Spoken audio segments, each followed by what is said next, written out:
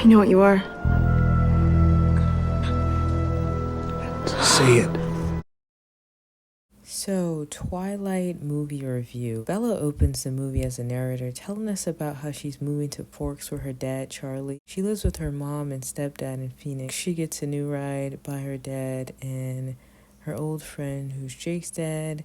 I did find it interesting that this part was changed in the movie, whereas in the book, she didn't meet Jake so soon. She pulls up to school and everyone stares due to her being a newbie and in a small town. Not to mention her ride. Bella sees the Cullens walk in and gets a scoop on them from Jessica, who is high-key a hater. Later on, Edward ends up being repulsed by Bella's scent, and as soon as she walks in the classroom, she doesn't know why he's giving her this deep, dark glare. She's basically like, next time, I'm gonna confront him, but he never shows up. Eventually, he shows up, and Bella introduces herself. Like, you were gone. He's like, yeah, I was out of town. They chat for a bit. He ends up saving her from being crushed by a car, and also RIP to the kid who played Tyler, who ran her, almost crushed her.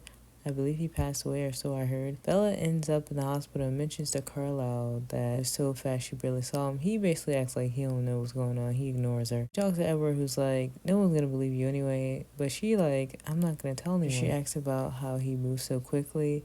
She later on gets Edward to push, but he basically declines. Is like, too crowded. And that's when she gets some insight on like what's really going on with the Cullens that later on lead her to the full discovery. Well, Edward, he locates a creep, not just due to his vampireness, but he's straight stalking Bella and just standing in the shadows.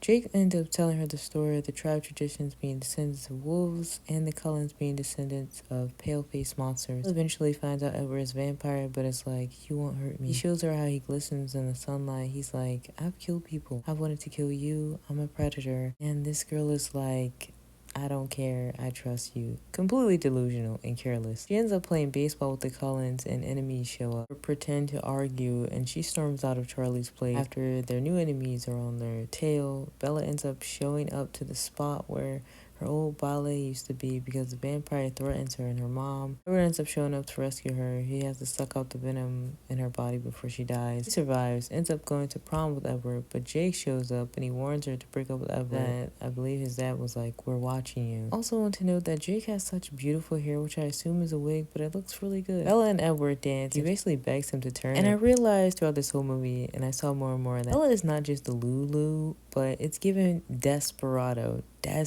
Like, oh my goodness, like Pig Misha times 1,000.